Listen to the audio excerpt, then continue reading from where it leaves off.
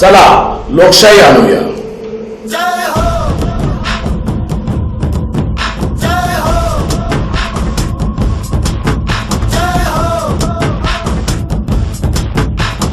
आजा आजा जिंद शामी आने के तले, आजा जरी वाले नीले आसमाने के तले.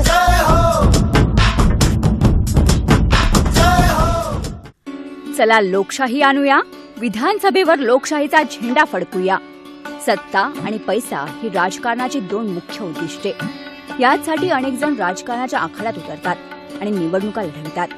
यासाठी निवडणुकीदरम्यान जीवघेणी स्पर्धाही सुरू असते. पण निव्वळ लोकहित, जनसेवा आणि सामाजिक परिवर्तनाचा ध्यास घेऊन याच ध्येयासाठी निवडणूक लढवणारे समाजधुरीण खूपच कमी असतात.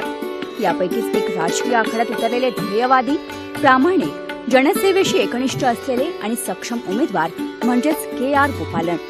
गोपालन हे 150 ऐरोली मतदार क्षेत्रातून अपक्ष उमेदवार म्हणून निवडणूक लढवित आहेत.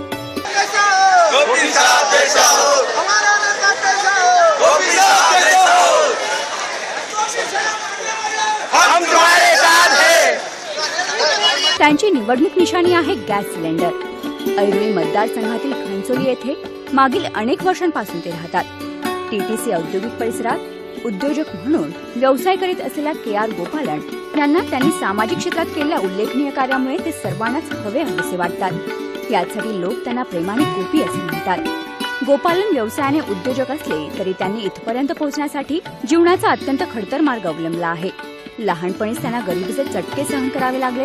दुःख, कष्ट सहन करीतच कष्टाने प्रामाणिकपणे जीवनातील यशाचं उंच टोक त्यांनी गाठले. यामुळेच आज ते नावाने पैशाने कितीही मोठे असले तरी त्यांना गरिबांचा, सर्वसामान्य माणसांचा कळकळा आहे. इतरांचे दुःख त्यांना आपले दुःख वाटते. यासाठीच त्यांनी आपलं सगळं आयुष्य जनसेवेसाठी वाहून घेतलं आहे. माझे वडील गिरणी कामगार होते. लय कष्ट करून त्यांनी आम्हाला शिक्षण दिलं. मी 12वी पर्यंत शिक्षण केलं. त्यानंतर घरातली परिस्थिती नव्हती. आम्ही तिघे भावंड होतो. दुसरा भाऊ ऑलरेडी दुबईला गेला होता 6 महिन्यापूर्वी. तसं मी दुबईला गेलो 78 साली. तिकडे सुद्धा घेऊन आजारी पडलो आधी 1.5 महिन्यानंतर. त्यानंतर रश घ्यावं लागलं. एक 8-10 महिने नोकरी इकडे तिकडे करत करत करत शेवटी गव्हर्नमेंटच्या एका हॉस्पिटलमध्ये मला चपराशाची नोकरी ऑफर केली. मी कष्टामुळे, घरातल्या कष्टामुळे शेवटी मला ते स्वीकारावं लागलं. तिकडून मला लोकांची जी आहे सेवा करण्याची संधी भरपूर मिळाली आणि तिकडे ते 9 वर्ष मी खरोखरच एवढ्या लोकांची सेवा केली. इतरांनीही आपल्यासारखं जीवनात यशस्वी व्हावं, पुढे जावं, प्रगती करावी यासाठी त्यांनी ऐरोली, घनसोली आणि इतर ठिकाणी अगदी नाममात्र फीची आकारणी करून कम्प्युटर इन्स्टिट्यूट सुरू केली. अनेक बेरोजगार तरुणांना त्यांनी नोकऱ्या मिळवून दिल्यात. त्याचप्रमाणे त्यांनी आजपर्यंत अनेक गरजूंना, दुःखितांना सरळ हाताने मदत केली आहे. शिक्षणाबरोबरच तरुणांचा सर्वांगीण विकास व्हावा या उद्देशाने त्यांनी विविध स्पर्धांचेही आयोजन केले आहे. महिला हा समाजातील आणखी एक महत्त्वाचा घटक. यासाठी महिलांच्या उत्कर्षासाठी विविध कार्यक्रमांचेही आयोजन केले. सोबतच नवे व्यासपीठही मिळवून दिले. यातील अनेक महिला आज सामाजिक जीवनात कार्यरत आहेत. सामाजिक परिवर्तनासाठी अशा प्रकारे झटत असताना आपल्या अवतीभोवती सर्वसामान्यांना भेडसावणाऱ्या अनेक समस्या पाहून त्यांचे मन व्यक्त होत असे. निदान राजकारणाच्या माध्यमातून तरी त्यांच्या समस्या दूर करायला, दुःखितांचे अश्रू पुसले जावे यासाठी त्यांनी मनसे या राजकीय पक्षात प्रवेश केला. पण तिथे देखील त्यांची घोर निराशा झाली.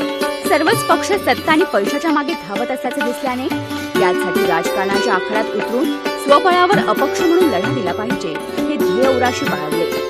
मनाशी ठाम निश्चय करून ऐरोली मतदारसंघातून अपक्ष म्हणून निवडणुकीच्या रिंगणात उतरले. आता सामाजिक आणि राजकीय बदल घडवून आणण्याची जबाबदारी ही सर्वसामान्यांवर अर्थात मतदार राजावर आहे.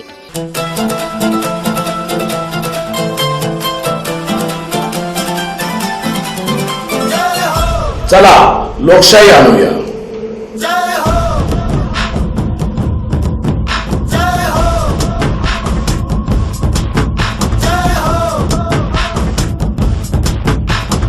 आजा आजा जिंद शामी आने के तले, आजा जरी वाले नीले आसमाने के तले.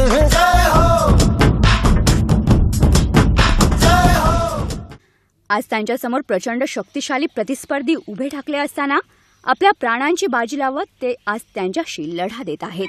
समाजासाठी प्राणांचीही पर्वा न करणे हा स्वभाव त्यांच्या रक्तातच आहे. काही वर्षांपूर्वी नवी मुंबईतील खनसोली येथील मूळ आगरी समाज आणि बाहेरून आलेले शहरी नागरिक अशी दंगल उसळली होती. यावेळी सर्वप्रथम या दोनही गटांमध्ये समेट व्हावा मध्यस्थीसाठी उडी घेतली. प्रसंगी यावेळी त्यांचे प्राण देखील गेले असते अशी परिस्थिती त्यावेळची होती. या उलट येथील राजकीय पक्ष म्हणणाऱ्या या दंगलीत मात्र आपल्या स्वार्थाची पोळीच भाजत होते. यासाठी सर्वसामान्यांना आता वेळ आली आहे की अशा उमेदवारांना त्यांच्या घरचा रस्ता दाखवण्याची. निवडणुकीच्या या आखाड्यात उतरताना ते विनम्र अभिवादन करतात की राजकारण हा माझा व्यवसाय नाही, पण माझ्या व्यवसायाच्या माध्यमातून संपूर्ण राजकारणाच्या दिशाच मी सामाजिक परिवर्तनाच्या दिशेने बदलवून टाकीन. नवी मुंबई महानगरपालिकेने 3 वेळा राज्य शासनाचा संत गाडगेबाबा स्वच्छता पुरस्कार पटकाविल्याचे सांगितले जाते.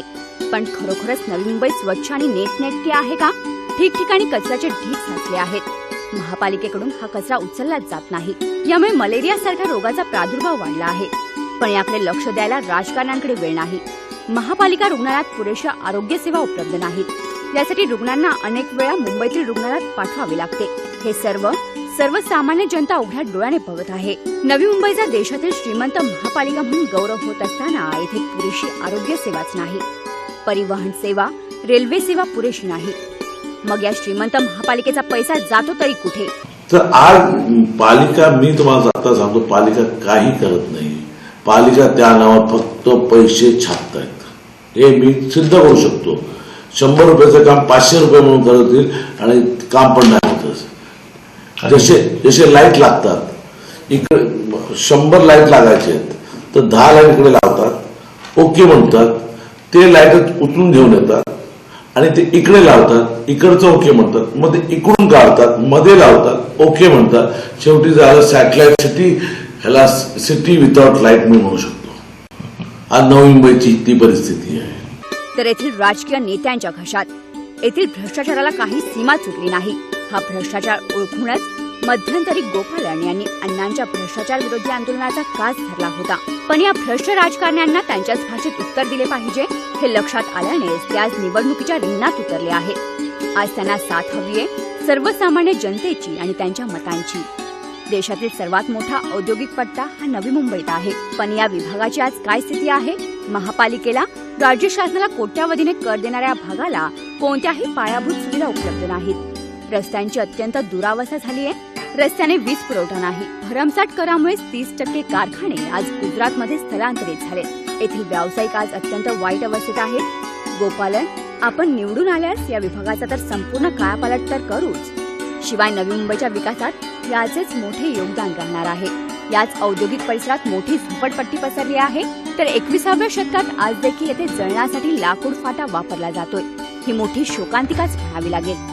मुंबईतील SRA प्रमाणे आजपर्यंत या झोपड्यांचे पुनर्वसन का झाले नाही?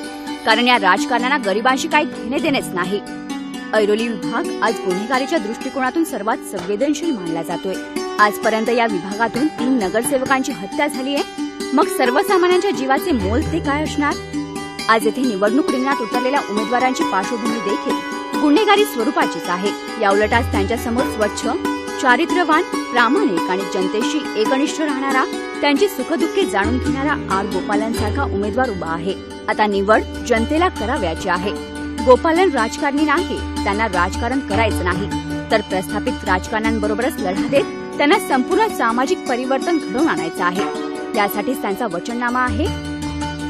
औद्योगिक क्षेत्राचा विकास, कॅन्सर रुग्णालय, कंत्राटी कामगार पद्धत बंद, सदोष 20 मीटर पासून मुक्ती, रबाळे विभागातील उड्डाणपूल, नवी मुंबई अंतर्गत बस सेवा, नवी मुंबईतील सर्व नोडमध्ये समाज मंदिराची उभारणी, भाडेतत्व ते मालकी हक्क, पेट्रोल डिझेलचे योग्य भाव, महिला, लहान मुले आणि वृद्धांविषयक सर्व समस्या दूर करणे, नवी मुंबईची रेल्वे सेवा सक्षम करणे.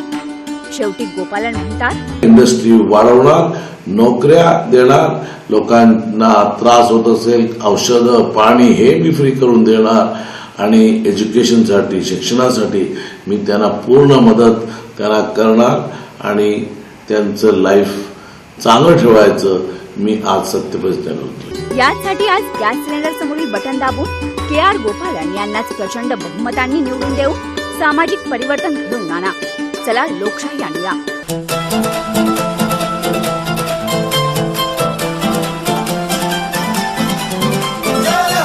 चला लोकशाही आणूया.